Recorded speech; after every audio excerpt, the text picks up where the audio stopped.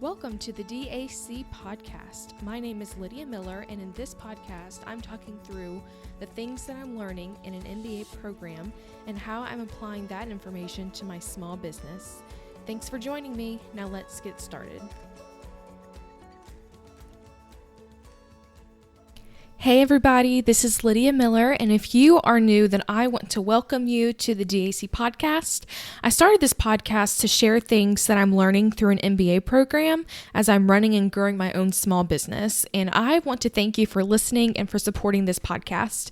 So right now, if you're listening in real time, we are in the middle of July, and summer is going by so quickly, and I am near the end of 3 more MBA classes. I'm in an accounting class, which is really managerial accounting, HR, and leadership. And I will finish my MBA in the fall of 2018.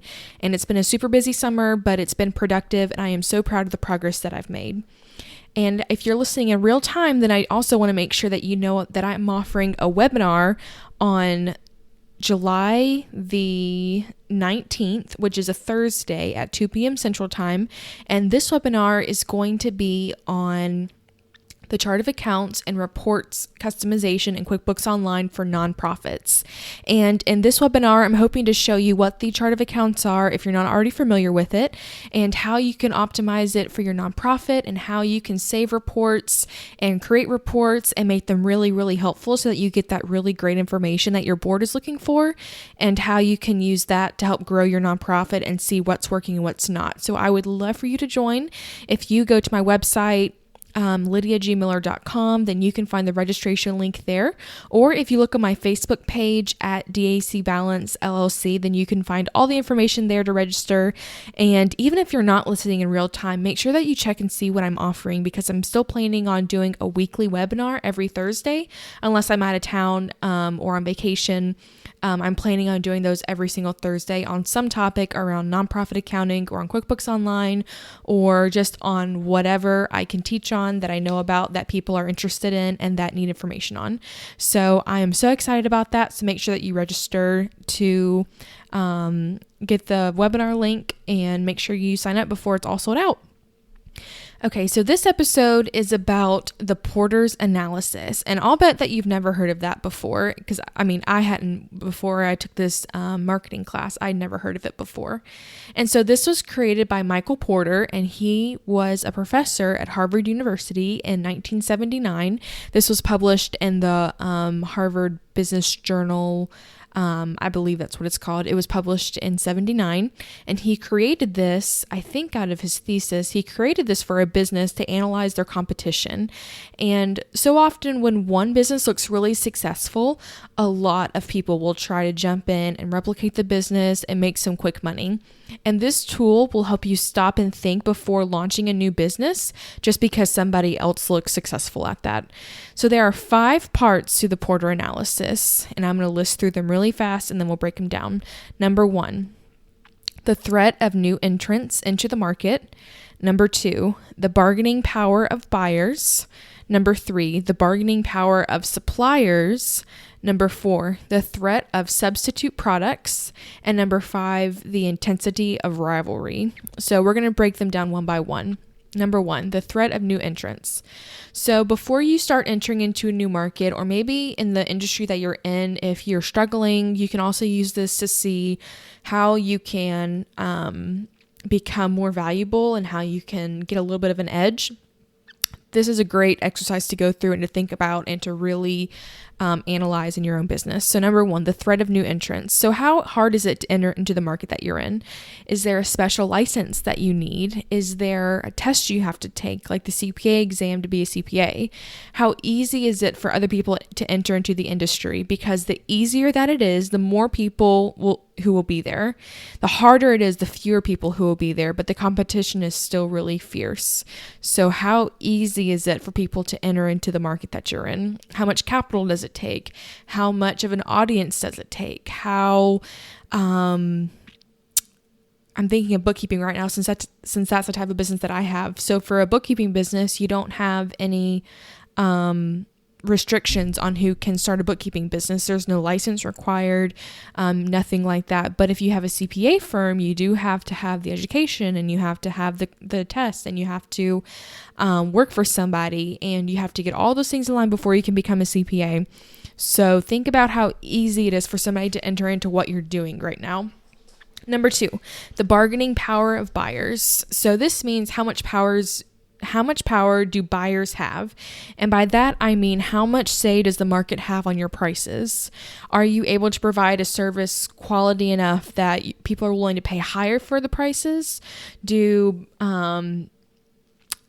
Is your item a commodity? Is it something, I think in class you gave the example of like nail clippers, that's a commodity item. You can't really charge a super high premium on that unless you really have good marketing and branding and, show the benefits of this. Think about how much power that your buyers have on it. So think of even like a union. So if the buyers for the union are all of the employees, when they come together, they can demand a certain price or they're all going to walk.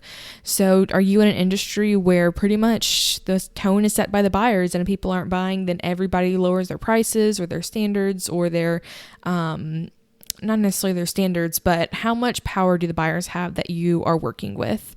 Think about that, and think too about the mindset that the buyers have. If everybody who is basically buying from your industry has the mindset of this is just a commodity item or this product isn't worth much, that's going to be really challenging to overcome that mentality so that you can show your buyers how important your product is and how it's better than everybody else. So right now I'm thinking about this company called Drybar. I don't know if you've heard of them before. I had, but I didn't really know what they were about. So basically Drybar, it's a hairstyling company, but all they do is blow dry your hair once you go in. They don't cut your hair. They don't color your hair. All they do is blow dry it. Impeccably. Like it's amazing. I've watched some of their videos, and you kind of think drying your hair, like how much would you really pay for someone to dry your hair? Like I can't think of, $10, maybe $15. I think of it at the end of after I get my hair cut. That's what my hairstylist does. So I started looking at this website, and I've realized that they have upped it from just this commodity of drying your hair, nothing special about that, to this whole experience. And they have dry bars all across the country, and they have all these products that go with it. They have these hair clips, and then they have their special hair dryer, and they have all of these different products that they use to get a certain type of look for your hair. And I was just floored or blown away, pun intended there, of how much money they were charging for a lot of these things, for literally like commodity items. And I bought them because they made me believe that it was going to be better. So I bought their little clips that you hold your hair back with while you dry your hair, because I realized that, okay, that makes sense to dry sections of your hair at a time. And then one of their smaller brushes, because I thought that it looked really easy when she was doing it on the video with this brush, and it's for sure not as easy as it looks. But now I'm also looking at where the dry bars are in the country, and I'm in the United States, to see like where I'm going to be when I'm traveling, like when I can go to one, just to have the experience of it. And they charge like $50 for it, and it's just drying your hair. It's crazy. Like I never would have thought that you could have charged that much money to just get your hair dried and styled somewhere, but they do. So they have been able to move from being just a commodity basically to a very specialized high-end type of product, and they're able to dictate their prices for it, and buyers are willing to pay for it. So it's things like that we have to think about, is how can you move your business from being in the competition and not standing out to standing out, so that you have the power basically to dictate the prices and the ability to share your story for why you do this and why it's important and why you're better than your competition. So that was number 2, bargaining power of buyers. Number 3, the bargaining power of suppliers. So I want you to think about who controls the industry that you're going into, and are you at the mercy of another company? One of the things about a bookkeeping business that I don't particularly care for is that QuickBooks controls most of the bookkeeping industry. And by that, I mean most companies use QuickBooks, which is great when you're learning QuickBooks, because you realize you have lots of client potential if they're using it. But QuickBooks controls the information if you're using it online. They control the program.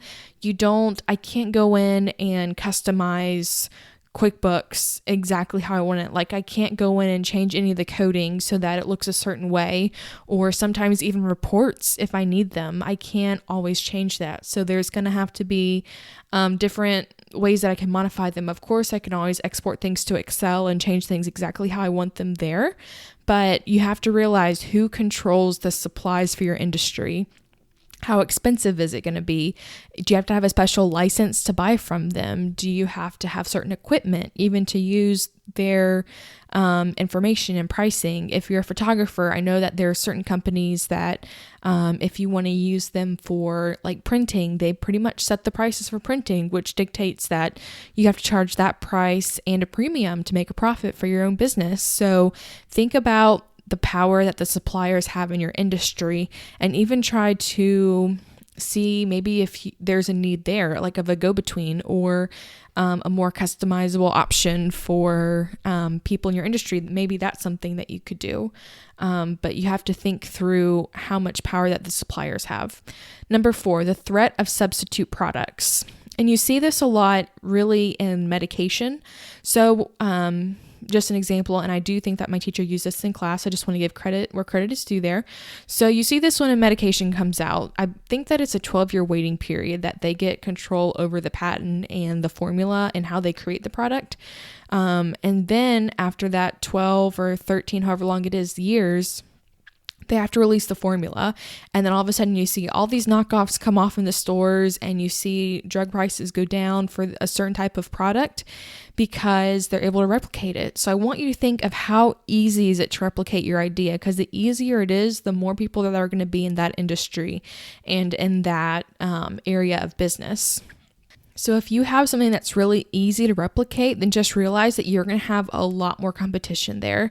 If you have something that it's very unique to you, then that's going to be better. The more you can specialize and be unique and have something that you really can't find something like a substitute for, the better off that you're going to be. And number 5, the intensity of rivalry. So I have heard all these things about it being a blue ocean. So I listened to a few other podcasts, and one in particular talks about this book. I'm not sure who wrote it. I'll have to look it up and put it in the show notes, but it's about a blue ocean versus a red ocean. So a blue ocean is something where there's not many competitors, there's lots of opportunity, there's lots of space to move around, and it's just a great place to be. And then a red ocean is where there's a lot of bloodshed, there's a lot of competition, it's pretty cutthroat, it's pretty hard to be successful there just because there are so many competitors, and you can't really be super successful there unless you completely dominate the industry, which it's not very likely that you can do that. So the intensity of rivalry. So how much competition is there? Think about Coke and Pepsi. If you are going to go into business to create another soft drink just like to compete with Coke or Pepsi, you're not going to make it because they have such thin margins. They have such a worldwide production and such a name already that you're probably not going to be able to compete there. Those are pretty much going to be the only 2 competitors as far as in that type of soft drink industry. But think about a company like a Jones Soda, where they do create soda, but it's a little bit different. It's more of an old-timey classic feel. They have different branding on the bottle. They're not going after the look and taste of Coke or Pepsi. And they have found a blue ocean there. Their market isn't going to be as big necessarily, but they're able to survive in that blue ocean, and people are going to be loyal to them because they're different. And people can still like both Coke and Jones Soda or Pepsi and Jones Soda, but most people don't like Coke and Pepsi, or they don't go back and forth between the 2 brands. Some people do, but especially I feel like here in the South, Coke pretty much dominates, and then in the North, Pepsi pretty much dominates as far as I can tell. So think about the intensity of the rivalry, and are the margins low or are they high, and how can you move to a blue ocean from a red ocean? So after you've thought through all of these areas, you need to decide, is it worth it to operate in this industry or to move into a different industry, or just rebrand. So this doesn't mean that your idea can't work if you're realizing that there's a lot of substitute products, if you realize the rivalry is really intense, if everything is just looking really bleak right now, don't worry. We can move you to that blue ocean. So this process, like I said, can often be discouraging, but here's a few ideas to be successful and to move